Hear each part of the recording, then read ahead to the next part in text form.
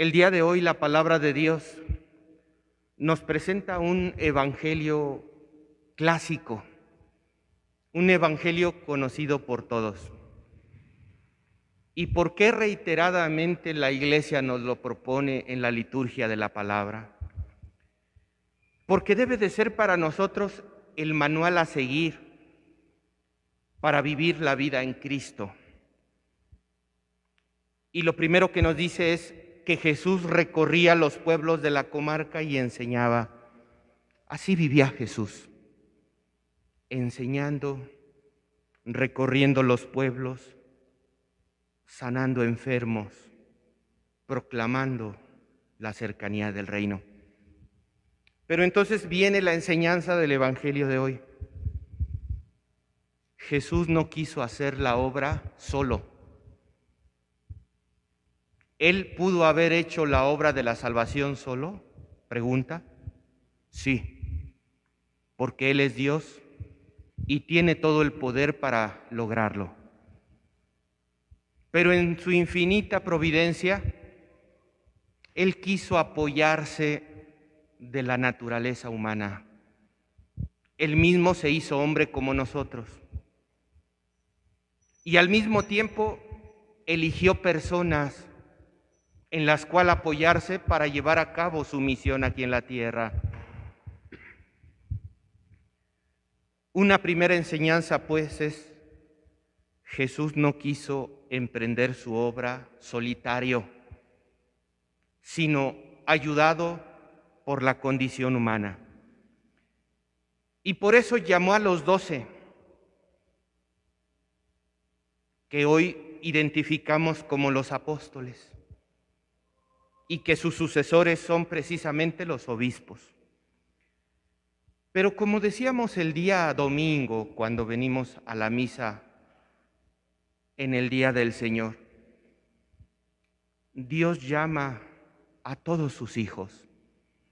Dios llama a todos sus elegidos. Decía Jeremías: desde el vientre materno te llamé y te consagré para ser profeta de las naciones. Por supuesto que se refería a Jesús, pero también a todos los que nos bautizamos en Cristo. Epicteto, el filósofo de la época de Jesús, decía: sin duda Dios elige a sus siervos al nacer o incluso antes de nacer. ¿Somos nosotros bautizados? ¿Somos bautizados? Entonces, esa es la prueba de que hemos sido elegidos en Cristo, ¿sí o no? ¿Quién lo va a negar? Si somos bautizados, es que hemos sido elegidos en Cristo. Elegidos en Cristo desde el vientre de nuestra madre, desde antes de la creación.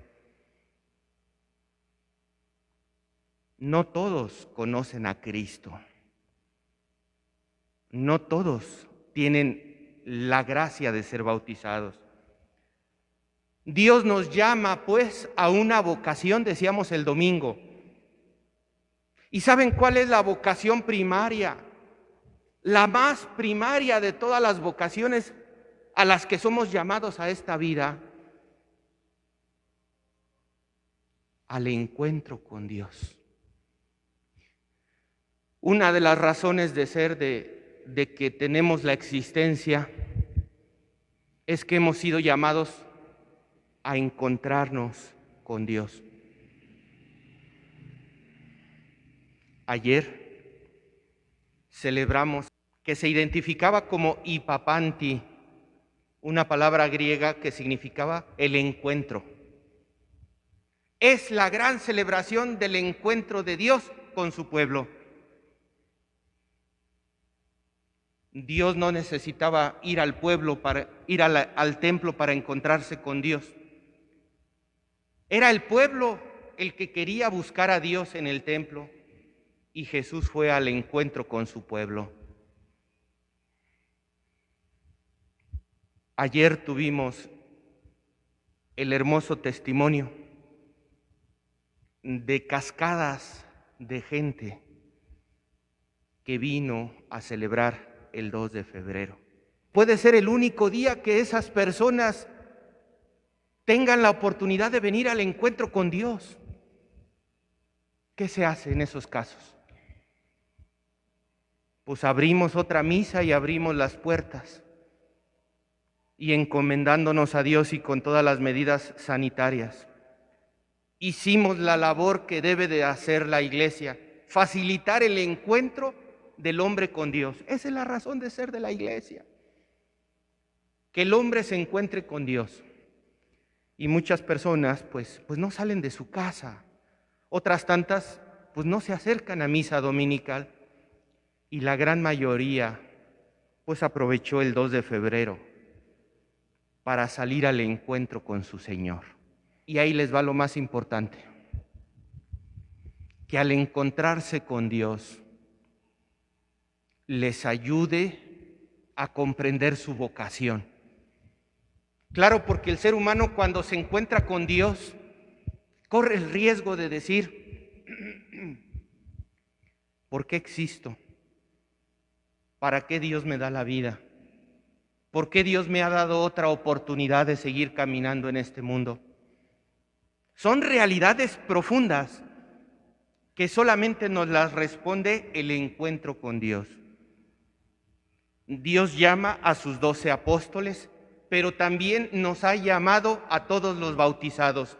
Y es el encuentro con Dios el que le da sentido a nuestra vocación existencial. Y una vez que se da el encuentro con Dios, pues mucha gente se regresa a su casa. Pero ese encuentro con Dios no es el fin, sino el inicio. Después de encontrarnos con Dios, nos dice el Evangelio, es preciso conocerlo, es preciso acogerlo, es preciso servirle. Porque va de la mano, no son realidades separadas. Dios nos llama y nosotros le servimos. Nosotros le servimos porque Dios nos llamó. Y Dios nos llamó invitándonos al servicio. Entonces, si decimos que lo conocemos y que lo amamos y que lo hemos acogido en nuestras vidas, ¿por qué no le servimos? Si tú amas a Dios, si tú lo conoces, si tú lo has acogido en tu vida, ¿por qué no le sirves? Y le puedes servir como el exendemoniado de los gerasenos. Vete a tu casa y en tu casa da testimonio de la presencia de Dios. O le puedes servir como apóstol. Vayan de 2 en 2. ¿Se fijan cómo incluso al enviado de Dios no lo manda solo? Así como Jesús se quiso apoyar en la naturaleza humana para su misión, así cuando nos manda a nosotros también quiere que nosotros nos apoyemos en la naturaleza humana de otra persona. Por eso no nos manda solos, nos manda de 2 en 2. Además de que la validez de un testimonio en aquella época debería ser al menos con 2 testigos. Pero la obra de Dios no la realizamos en solitario. La obra de Dios la realizamos apoyados en la condición humana de otro.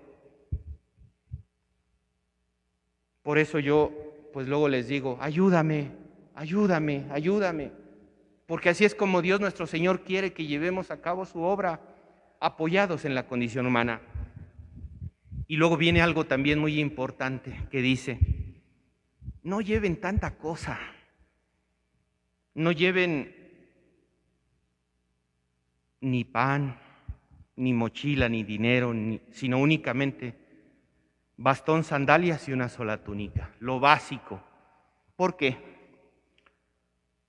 Porque si nosotros llevamos muchos medios para anunciar a Dios, entonces el poder del anuncio de Dios radica en los medios que nosotros llevamos.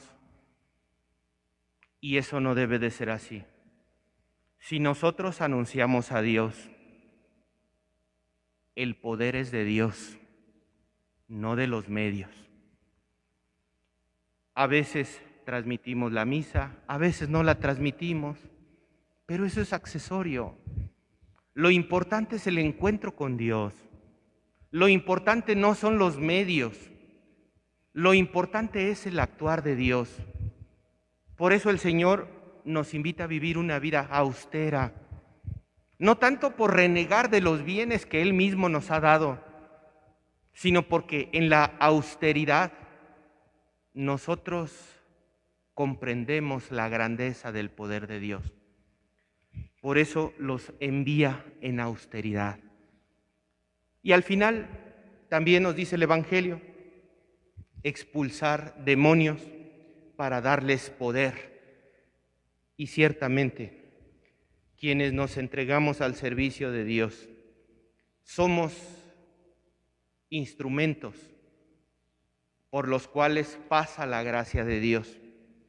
Y como indignos instrumentos en los que pasa la gracia de Dios, pues tarde que temprano nosotros manifestamos ese poder que transita en medio de sus instrumentos. Un último detalle que me parece el más importante de todos. Jesús no le dice a sus discípulos, digan esto, o digan lo otro, o digan aquello. No le da tanta importancia. Pero ¿saben a qué sí les da mucha importancia? Al cómo deben de vivir. Más importante en lo que decimos. Imagínense la tremenda responsabilidad que uno tiene cuando se para aquí. Más importante que lo que decimos es la forma en cómo vivimos. Y esa nos la dice la primera lectura. Ten valor y sé todo un hombre. Cumple los mandamientos del Señor tu Dios. Camina por sus sendas y observa sus preceptos. Así es como Dios quiere que vivamos. Jesús, pues, subraya que la forma de vida es la verdadera evangelización. Pongamos nuestra confianza en el Señor.